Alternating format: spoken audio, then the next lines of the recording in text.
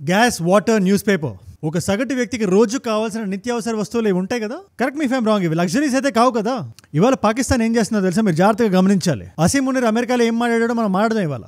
కానీ Indian diplomats ఎవరైతే పాకిస్తాన్ లో ఉన్నారో, ఇండియన్ హై కమిషన్ లో, జనరల్ గా అయితే ఎంబసీస్ అంటారు, బట్ కామన్వెల్త్ నేషన్స్ లో ఉండే వాటిని హై కమిషనర్స్ కూడా ఉంటారు కదా. బట్ ఎప్పుడైతే పెహల్గాం జరిగిందో మన హై కమిషనర్ మనం వెనక్కి రప్పించేసుకున్నాం. బట్ స్టిల్ అక్కడ మన ఇండియన్ డిప్లొమాట్స్ ఇంకా కొంతమంది ఉన్నారు. అండ్ ఆ భూమి ఏదైతే ఉంటుందో అది నో మ్యాన్స్ ల్యాండ్. అది పాకిస్తాన్ క్లెయిమ్ చేసుకోలేదు మా భూమి అని. సో వాళ్ళ దయా దాక్షిణ్యాల మీద మనం అక్కడ బ్రతకట్లేదని ఈ గ్యాస్, ఈ వాటర్, ఈ న్యూస్ పేపర్స్ అవన్నీ రాకుండా అడ్డేసుకుంటున్నారంట. హాస్టైల్ గా ఉందని తోకాడిద్దాం అనుకునే వాళ్ళు మాత్రం ఇలా చేస్తారు. ఇది ఇంటర్నేషనల్ లాస్ ఉల్లంఘిస్తున్నట్టు. అండ్ ఈ స్పెసిఫిక్ పాయింట్స్ ని పాకిస్తాన్ డినై చేస్తుంది, మేము చేయట్లేదని చెప్తుంది. కానీ మనకి ఇప్పుడు న్యూస్ రిపోర్ట్స్ లో ఏమొస్తున్నాయి క్లియర్ గా, అక్కడ వాళ్ళు భోజనం అది వండుకోవాలంటే అదే వంట చేసుకుని తినడానికి ఇద్దరు గ్యాస్ పైప్ అయినా ఉండాలి, గ్యాస్ సిలిండర్స్ అయినా ఉండాలి. Sui northern gas pipeline limited అని వాళ్ళ కంపెనీ నుంచి గ్యాస్ వస్తుంది మన హై కమిషన్ కి. మన డిప్లొమాట్స్ అది వంట చేసుకుని తినడానికి. ఇప్పుడు ఈ కంపెనీతో పాకిస్తాన్ గవర్నమెంట్ బ్యాక్ డోర్ లో మాట్లాడి ఆ లాబింగ్ గట్రా చేసి గ్యాస్ నాపేసింది. సరే మనం బయట నుంచి గ్యాస్ సిలిండర్స్ తెచ్చుకోవాలంటే ఆ హై కమిషన్ చుట్టూ ఉండే లోకల్ ప్లేసెస్ ఉంటాయి కదా, ఈ వెండర్స్ ఎవరైతే ఉంటారో, కిరాణా కొట్లు, సూపర్ మార్కెట్లు, ఇవన్నీ వాళ్ళందరి దగ్గరికి వెళ్ళి మీరు సప్లై చేయొద్దు, ఇది మీకు మేము ఇస్తున్న హెచ్చరిక అని చెప్పినట్టున్నారో ఏమో. తద్వారా గత 48 hours గా డెలివరీస్ అవి ఆగిపోయినాయి. మనం వెతికి బయటికి వెళ్ళి బ్లాక్ మార్కెట్ లో డబుల్ రేట్ పెట్టుకునే పరిస్థితి. ఇప్పుడు ఫుడ్ కన్నా ఇంపార్టెంట్ విషయం ఏంటి, నీళ్లు. అగైన్ చుట్టుపక్కల ప్యాకేజ్డ్ మినరల్ వాటర్ సప్లైర్స్ ఉంటారు కదా, వాళ్ళందరికీ స్పెషల్ గా కాల్ చేసి మరీ చెప్పారు, మీరు ఆ మిషన్ కా హై కమిషన్ మీరు సప్లై చేయొద్దు. Again this an order. Tap water ఏమో ఫిల్టర్ వాటర్ రాదు అక్కడ. హెల్త్ అండ్ హైజీన్ రిస్క్ ఉంది. అగైన్ మానవత్వం అనే పదానికి అర్థం తెలిసి ఉంటాయి కదా, ఇవన్నీ వాళ్ళకి తెలిసేది. మనుషులకు నీళ్లు కావాలి. ఒసామా బిన్ లాడెన్ ని దాచిపెట్టుకున్న దేశం నుంచి ఇంతకన్నా మనం ఏం ఎక్స్పెక్ట్ చేస్తాం. సరే చుట్టుపక్కల ఏం జరుగుతుంది, న్యూస్ ఏం నడుస్తుంది అంటే న్యూస్ పేపర్స్ ఉండాలి కదా. ఆ న్యూస్ పేపర్ల రాకపోకలు కూడా కట్ అయిపోయినాయి. అంటే కంప్లీట్ గా ఇన్ఫర్మేషన్ కట్ చేస్తారు లోపలికి. మీ దమ్ము ధైర్యం చూపించాల్సింది ఇండియన్ డిప్లొమాట్స్ మీద కాదు, వాళ్ళకి రావాల్సిన నిత్యావసర వస్తువులు కట్ చేసి కాదు, పైగా తొడగొట్టి కాలర్ ఎగరేయడానికి మీరు ఇదంతా చట్ట ప్రకారం చేస్తున్నారా? వియన్నా కన్వెన్షన్ మనకేం చెప్తుంది? ఆర్టికల్ 22 హోస్ట్ కంట్రీ యొక్క బాధ్యత. ఆ మిషన్ లో ఏదైతే జరుగుతుందో వాళ్ళ డిగ్నిటీ ఎలా మెయింటైన్ అవుతుందో, వాళ్ళ అవసరాలు తీరుతున్నాయా లేదా కూడా చూడడం. ఆర్టికల్ 25 హోస్ట్ కంట్రీ ఇక్కడ పాకిస్తాన్ మిషన్ కి కావాల్సిన ప్రతి రిక్వైర్మెంట్ ని ఫుల్ఫిల్ చేయాలి, ముఖ్యంగా బేసిక్ నెసెసిటీస్ ని. ఆర్టికల్ 27 మీరు ఇన్ఫర్మేషన్ కట్ చేయకూడదు, టు అండ్ ఫ్రో లోపలికి బయటికి జరగాలి. అంటే ఈ లా ప్రకారం మీరు న్యూస్ పేపర్లు కట్ చేయడం గట్రా చేయకూడదు. నాకు తెలియగడుతున్నాను, ఆపరేషన్ సింధూర్కి ఇదే మీ రిటాలియేషన్. మన వాళ్ళు అక్కడ నేషనల్ డ్యూటీ మీద ఉన్నారు, అలాగే సరదా కాదు పాకిస్తాన్ లో ఉండడం. చూడాలి ఇది ఎస్కలేట్ అవుతుందా, డిఎస్కలేట్ అవుతుందా. ఇక్కడ ఉండే పాకిస్తానీ డిప్లొమాట్స్ మనం అలా చూడమని నేను అనుకుంటున్నా. ఇండియన్ ఇతిహాస్ అది కాదు, మన ప్రతాపం చూపించాల్సింది డిప్లొమాట్స్ మీద కాదు. అయినా వాళ్ళంత తక్కువ మనస్తత్వం మనకు ఉండదు. మీకు దీని గురించి ఇంకా క్లారిటీ రావాలంటే, ముఖ్యంగా మన ఇండియన్ డిప్లొమాట్స్ ఫేస్ చేసే ఛాలెంజెస్ మీరు తెలుసుకోవాలంటే, డిప్లొమాట్ అనే సినిమా ఉంటుంది, జాన్ అబ్రహాం గారిది, ఉజ్మా అహ్మద్ గారి స్టోరీ. అది రీసెంట్ గానే చూసాను ఆ cinema. It's well narrated. Sushma Swaraj గారు ఆ టైంలో అవుట్ ఆఫ్ ద వే ఆవిడని ఎలా తెచ్చారు వెనక్కి అనే పాయింట్ మీద ఉంటుంది ఆ సినిమా. డెఫినెట్ గా చూడండి. పాకిస్తాన్ వాళ్ళు ఎంతకైనా దిగజారుతారు భారతదేశాన్ని ఇరిటేట్ చేయడానికి అని చెప్పడానికి ఆ సినిమా ఒక ఎగ్జాంపుల్. అయినా లీడర్స్ ఎలా ఉంటారు, ఈ ఆర్గనైజేషన్స్ అలాగే ఫంక్షన్ అవుతాయి. లీడర్స్ లాగే ప్రజలు కూడా ఉంటారు. అండ్ ఈ స్టేట్మెంట్ లో మనం కొంచెం జూమింగ్ చేసి చూడాలంటే, ముఖేష్ అంబానీ గారికి ప్రాణహాని కలిగిస్తానని, భారతదేశాన్ని ఏదేదో చేసేస్తానని చెప్పి అమెరికా గడ్డ మీద అసీం మునీర్ మాట్లాడిన మాటలు మీరు వినాలి. నేను వీడియో నేను కంప్లీట్ గా మాట్లాడలా, నేను మాట్లాడిన తర్వాత ఆయన చాలా స్టేట్మెంట్స్ చేశాడు. Let's get right in to it. నేను ఏదైనా మాట్లాడితే చాలా రెస్పాన్సిబుల్ గా మాట్లాడతా, ఆచితూచి ముందు వెనక చూసి మాట్లాడతాను. కానీ ఈ అసీం మునీర్ అనే మూర్ఖుడు గురించి మాట్లాడాలంటే ఎంత తట్టుకున్న కొన్ని పదాలు లోపల నుంచి దొర్లుకొని బయటకు వచ్చేస్తాయి. నిన్న వీడియోలో ఆల్రెడీ డ్యాములు మేము కూలగొట్టేస్తాం, న్యూక్లియర్ ఆయుధాలు మేము వదులుతాం అని అమెరికా గడ్డ మీద నిలబడి మరీ మాట్లాడాడు. ఇవాళ భారతదేశం కూడా ముందుకొచ్చి ఘాటుగా రెస్పాన్స్ ఇస్తుంది. Nuclear cyber rattling is Pakistan stock in trade. దీన్ని డీకన్స్ట్రక్ట్ చేద్దాం వీడియోలో, మీకు అంతా క్లియర్ గా చెప్తాను. కానీ అదే ఈవెంట్ డిన్నర్ టైంలో ఫ్లోరిడాలో టాంపాలో ఈ రకరకాల పాకిస్తాన్ వాళ్ళందరినీ పోగేసి మైక్ పట్టుకొని ముఖేష్ అంబానీ గారికి ప్రాణహాని కలిగిస్తా అన్నట్టు మాట్లాడుతున్నాడు ఆయన. మీరు కొంచెం నన్ను క్షమించాలి, ఇది అసీం మునీర్ అనే మూర్ఖుడికి మాత్రమే తొక్కి పెట్టి నార తీస్తాం కొడక్క. భారతదేశం గురించి ఇష్టం వచ్చినట్టు మాడితే మందు కొట్టి మాడుతున్నావా, కల్తీసారా కొట్టొచ్చి ధమ్కీలు ఇస్తున్నావా? సహనం ఒక లెవెల్ వరకే ఉంటది. ఇన్ఫాక్ట్ ఈ డౌట్ నా ఒకటికే రాలేదు. ఆయన మాటలు వింటున్న ప్రతి భారతీయుడికి వచ్చే సందేహమే ఇది. భారతదేశం అంటే కాస్ట్లీ మెర్సిడీస్ బెంజ్ అంట, చాలా పాతబడిన రగ్గడిగా ఉండే ట్రక్ పాకిస్తాన్ అంట. ఇద్దరిలో ఎవరెవరిని గుద్దినా భారతదేశానికే నష్టం, మాకు పోగొట్టుకోవడానికి ఏం లేదని చెప్పి సిగ్గు లజ్జ లేకుండా మాట్లాడుతున్నాడు ఆయన. India is like a shining Mercedes Benz driving like a Ferrari on the highway. Pakistan is like a gravel laden dump truck. Not my words, these are the words of Pakistan's army chief. డ్యాములు కొలగొట్టేస్తా, nuclear ఆయుధాన్ని వేసుకొని మీదకి వచ్చేస్తా, మీ Mercedes Benz ని ఢీ కొడతా. మన భారతదేశంలో కూడా చాలా మంది ముసల్మాన్ సోదరులు ఉన్నారు కదా, వాళ్ళు కూడా దేశం నాదని గుండెల్లో పెట్టుకున్న వాళ్ళే. అలాంటి వాళ్ళు పవిత్రంగా ప్రార్థించే ఖురాన్ బుక్ లోని వర్సెస్ బయటికి తీసుకొచ్చి ముఖేష్ అంబానీ జాగ్రత్త అంటున్నాడు. ఇది మనం పక్కన పడేయచ్చు, పట్టించుకోకండి, పాకిస్తాన్ ఆల్రెడీ రాక్ బాటమ్ ని టచ్ చేసింది అని ఎవరైతే నమ్ముతున్నారో మీ అందరికీ ఒక్కటే మాట చెప్తున్నా. మార్చ్ లో కూడా ఈయన ఇలాగే విర్రవీగాడు. We are different from Hindus, Kashmir అనేది పాకిస్తాన్ యొక్క జగ్యులర్ వెయిన్ అని మాట్లాడి We are different from the Hindus in every possible aspect of life. Our religion is different. Our customs are different. Our traditions are different. Stance on Kashmir is absolutely clear. It was our jugular vein. It is our jugular vein. ఆయన మాట్లాడిన కొన్ని వారాల్లో పెహల్గాం దాడి జరిగింది. ఇవాళ మనం జాగ్రత్తగా లేకపోతే ధైర్యంగా కాలర్ ఎగరేసి మరి ధమ్కీలు ఇస్తున్నాడు కదా. ట్రంప్ గారు దీన్ని ఎలా అలౌ చేస్తున్నారో నాకు అర్థం కావట్లా. Don't use the n word అంటుంటారు. మీరు న్యూక్లియర్ అనే పదాన్ని నా దగ్గర వాడకూడదని చెప్పి మరి ఇవాళ మీ నేల మీద ఆయన నిలబడి సగం ప్రపంచాన్ని నాతో పాటు ముంచేస్తా అని ఒక అసురుడిలా మాట్లాడుతున్నాడు. ఆయనకి కౌంటర్ ఇవ్వాల్సిందే, ఆయన చెప్పింది మీరు తెలుసుకోవాల్సిందే. ఇవాళ భారతదేశం కూడా ఐ థింక్ ఇంత అగ్రెసివ్ గా ఇండియా రియాక్ట్ అవ్వడం నేనైతే చూడలేదు. డైరెక్ట్ గా అమెరికాని కళ్ళల్లో కళ్ళు పెట్టి చూసి వేలెత్తి చూపిస్తున్నాం మనం. ఆ రెస్పాన్స్ ని పూసగుచ్చినట్టు అందరికీ అర్థమైనట్టు సింప్లిఫై చేసి మీ ముందు పెట్టేస్తాం. This is the India that I want. ఈ రెస్పాన్స్ ఇలాగే ఉండాలి, ఇంతే ఘాటుగా ఉండాలి, ఇంతే గట్టిగా ఉండాలి. అండ్ ఇలాంటి ఇంపార్టెంట్ వీడియో నా సైడ్ నుంచి మీకు రోజు కొట్టి వస్తుంది ఎవ్రీ సింగిల్ డే. మన లోకల్ న్యూస్ నుంచి మొదలుపెట్టి ఇలాంటి ఇంటర్నేషనల్ జియో పాలిటిక్స్ వరకు మన ప్రపంచంలో ఏం జరుగుతున్నా దానికి మన నేషనల్ ఇంట్రెస్ట్ అనే ఒక పర్స్పెక్టివ్ ని జోడించి ఒక 10-15 నిమిషాలు మీ ముందు పెట్టేస్తాం. మీలో చాలా మంది చూస్తున్నారు, ఒక నాలెడ్జ్ పిల్ల కన్స్యూమ్ చేస్తున్నారు. దానివల్ల ఎంత మంది కొత్త వాళ్ళకి రీచ్ అవుతుందో తెలుసా? అలాంటి కొత్త వాళ్ళు మీరు కానీ ఉంటే నేను వీడియో పెట్టగానే మీ దగ్గర రావాలంటే మీరు ఏం చేయాలి? కింద కనబడే సబ్స్క్రైబ్ బటన్ నొక్కి పెట్టేసుకోండి. డన్. ఈ అసీం మునీర్ గురించి, పాకిస్తాన్ గురించి, డొనాల్డ్ ట్రంప్ గారి గురించి మనం ఆడదాం. కానీ ఆయన స్టేట్మెంట్స్ మీ అందరికీ ఒక క్లారిటీ వచ్చింది కదా. ఆయన ఏం చెప్దాం అనుకున్నాడు? భారతదేశంలో ఉండే డ్యామ్స్ ని కూల్చేస్తాం, భారతదేశం మాతో యుద్ధం పెట్టుకుంటే భారతదేశానికే నష్టం. ఈ బిలియనియర్స్ ఎవరైతే ఉన్నారో మన భారతదేశంలో, ప్రపంచం మొత్తం మీరు చూసినా కూడా మనకు అమెరికా తర్వాత, చైనా తర్వాత అత్యధిక బిలియనియర్స్ ఉండే దేశం మనది. సుమారు 105 మంది ఉన్నారు. అమెరికాలో 900+ ఉన్నారు, చైనాలో 450 మంది ఉన్నారు. ఇప్పుడు మన దగ్గర ఉండే ఈ 105 మందిలో టాప్ మోస్ట్ పర్సన్ బయటకు లాగి మీకు మీ దేశంలో సెక్యూరిటీ ఇష్యూ ఉంది అని ఒక ఇంప్రెషన్ క్రియేట్ చేయడానికి చూస్తున్నాడు ఆయన. మీరు కూడా పెట్టే వేళ సర్దుకొని బయటకు వెళ్ళండి, ఎక్కడో దగ్గర సెటిల్ అయిపోండి, భారతదేశం మీకు అవసరం లేదు, ఆ డబ్బులు భారతదేశానికి మీరు ఇవ్వద్దు, మీరు సంపాదించుకోండి అని ఆయన చెప్తున్నాడు. కానీ ఆ బ్రెయిన్లెస్ జాక్ ఫ్రూట్ అర్థం కాని విషయం ఏంటంటే మన దేశంలో ఉండే ట్యాక్స్ ఇష్యూస్ వల్ల మిలియనియర్స్ ఒక 40-50 కోట్లు, ఒక 100 కోట్లు ఉండే వాళ్ళు బయటకు వెళ్తారేమో. నేను వాళ్ళని కూడా తప్పట్టట్లేదు, నేను వాళ్ళ మీద కూడా కామెంట్ చేయట్లేదు. బట్ ఎవరైతే బిలియనియర్స్ ఉన్నారో, ఈ 105 మంది ఉన్నారో, వాళ్ళు ఏవైతే స్థాపించారో అది భారతదేశంలో ఉంది కాబట్టి అంత ఈజీగా వాళ్ళు బయటకు వెళ్ళిపోదాం అనుకోరు, అన్లెస్ ఇలాంటి సెక్యూరిటీ కన్సర్న్స్ ఉంటే తప్పితే. ఈ అసీం మునీర్ పీత బ్రెయిన్ వేసుకొని వచ్చి ఇలా బెదిరించి ఆయన బయటకు పంపించేద్దామని చూస్తున్నాడు. అండ్ యూఎస్ లాంటి ఒక ఫ్రెండ్లీ నేషన్ లో నిలబడి ఆయన చెప్పిందంతా ప్రింట్ కొట్టిస్తారు. బ్లూమ్స్బర్గ్ అని, లాస్ ఏంజలస్ టైమ్స్ అని, న్యూయార్క్ టైమ్స్ అని, CNBC అని చెప్పి రకరకాల న్యూస్ ఆర్టికల్స్ ఆయన చెప్పింది వాళ్ళు నీట్ గా అక్షరం టు అక్షరం కొట్టిస్తారు కదా, అక్కడ వాళ్ళందరూ చదువుతారు కదా. ఇప్పుడు ఇక్కడ అంత ధైర్యంగా ధమ్కీలు ఎలా ఇచ్చాడు ఆయన?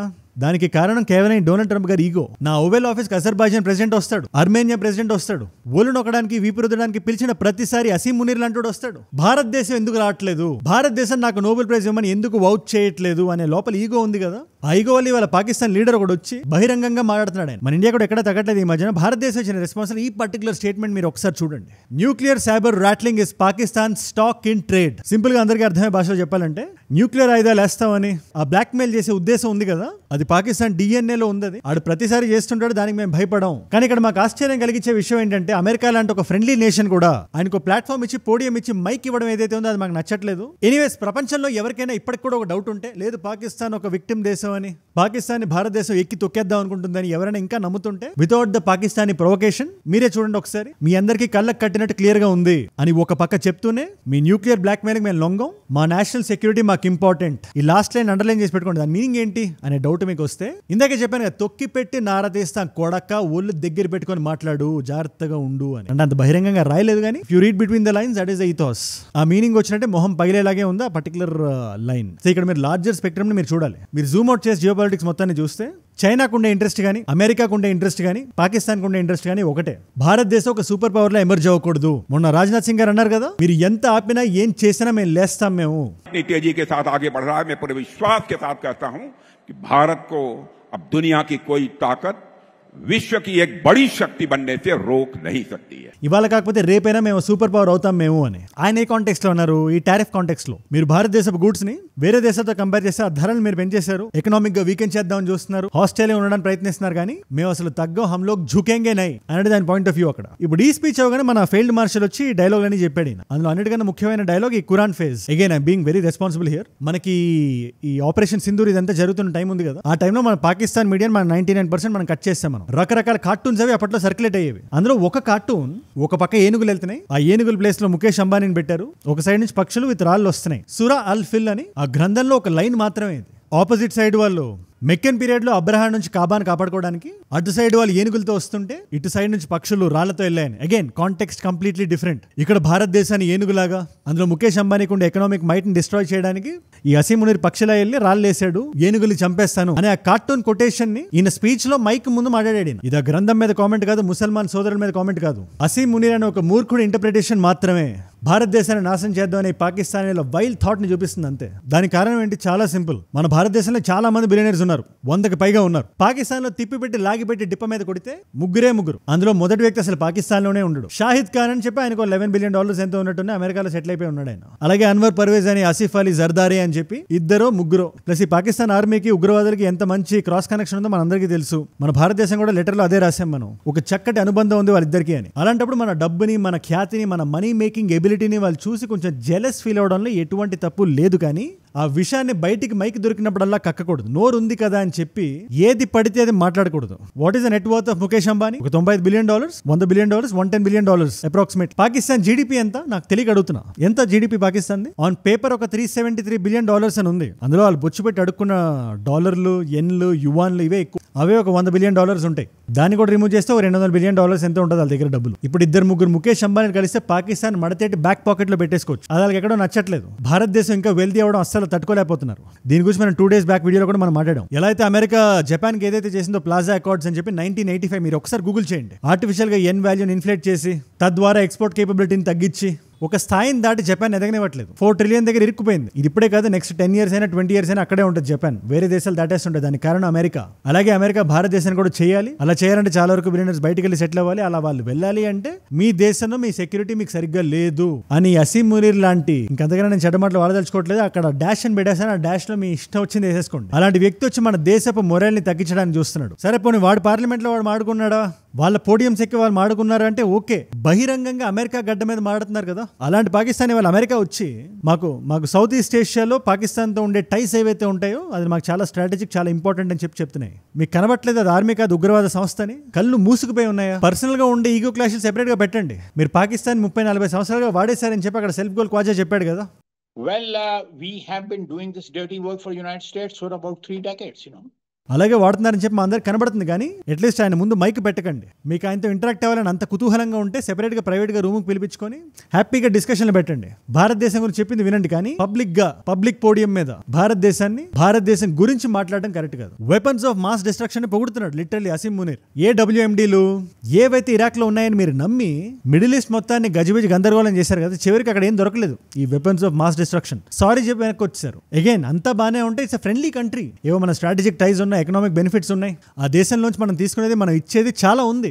మొన్నటికి మొన్న మనం నిసార్ లాంచ్ చేసాం నాసాతో కలిపి. ఇవాళ ఒక 6500 కిలోల శాటిలైట్ ఒకటి లాంచ్ చేసాం మనం. నిజం చెప్తున్నాను కదా, రేపు పొద్దున్న ట్రంప్ గారు దిగి ఒక చాలా ఇంట్రెస్టింగ్, అది డెమోక్రాట్స్ అయ్యిండొచ్చు, రిపబ్లికన్స్ నుంచి అయ్యిండొచ్చు, ఒక 4 సైట్ ఉండే ప్రెసిడెంట్ రేపు వచ్చి కూర్చుంటే అదే కుర్చీలో ఇది మళ్ళీ మెండే అవకాశం ఉంది. బట్ ఇవాళ అయితే ఫ్యూచర్ చాలా చాలా వింతగా ఉంది. జస్ట్ కొన్ని నెలల క్రితం వెళ్ళారు మోదీ గారు, ట్రంప్ గారిని కలిసి అది ఇది మాట్లాడారు, అంతా బానే ఉంది అనుకున్నారు. ఈ గొడవ అంతటికి కూడా కారణం మీరు బ్యాక్ ట్రాక్ చేసి చూస్తే ఆ వంకాయ గడే దానికి కారణం. మీరే ఒకసారి ఊహించుకోండి. వాడు ఆ రోజు మైక్ దొరికింది కదా అని విర్రవీగి మాడకపోతే, పెహల్గాం ఘటన జరగకపోతే, దానికి రిటాలియేషన్ గా మనం ఆపరేషన్ సింధూర్ చేయకపోతే, మధ్యలో నేను వచ్చి ఆపానని చెప్పి ట్రంప్ గారు సీజ్ ఫైర్ వేయకపోతే, ఆ సీజ్ఫైర్ ఆయన వెళ్ళలేదని చెప్పి మనం చెప్పకపోతే, మన సోవరెంటీని మనం కాపాడుకోకపోతే, తద్వారా ఆయన ఈగో హట్ అవ్వకపోతే ఇవాళ ఇంత టారిఫ్లే ఉండేవి కాదని చెప్పి నా అభిప్రాయం. సో దేశంలో జరిగే ప్రతి అనర్థానికి కారణం ఆ మునీరే. దీని మీద మీరేమంటారు నాకు కింద కామెంట్స్ లో ఖచ్చితంగా రాయండి. అమెరికా ఏమైనా తక్కువ తింటుందా అంటే ఇవాళ అమెరికా కూడా చాలా డిక్టేటోరియల్ గా ప్రవర్తిస్తుంది. వాషింగ్టన్ DC మీరు వినే ఉంటారు కదా, అమెరికన్ క్యాపిటల్ అది. ఇది వాషింగ్టన్ స్టేట్ కాదు, నార్త్ వెస్టర్న్ స్టేట్ కాదు. ఈ మేరీల్యాండ్ కి వర్జీనియాకి మధ్యలో ఒక సిటీ. మొన్న మనం మాడుకున్నాం కూడా, ఐ థింక్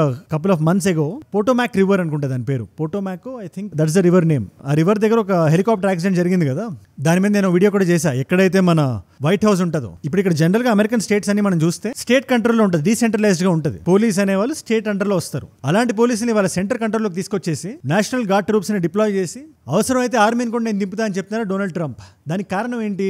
ఆయన పర్టికులర్ వర్జన్ లో మనం చూస్తే ఇక్కడ క్రైమ్ అనేది బాగా పెరిగిపోయింది, ముఖ్యంగా వాషింగ్టన్ లో. దాన్ని అరికట్టాలంటే ఇక్కడ మేయర్ వాళ్ళ కాదు, అది దానికి కూడా నేనే దిగిరవాలని చెప్పి ఆయన కంట్రోల్లోకి, ఆయన హ్యాండ్ ఓవర్ లోకి ఆయన తీసుకున్నారు. ఇప్పుడు ఇక్కడ వాషింగ్టన్ మేయర్ ఏమంటున్నారు, ఆయన చాలా తప్పిది, జుడిషియల్ ఓవర్ రీచ్ ఇది. మీరు క్రైమ్ రేట్ ఇన్ఫాక్ట్ మీరు చూస్తే అది తగ్గింది బాగా.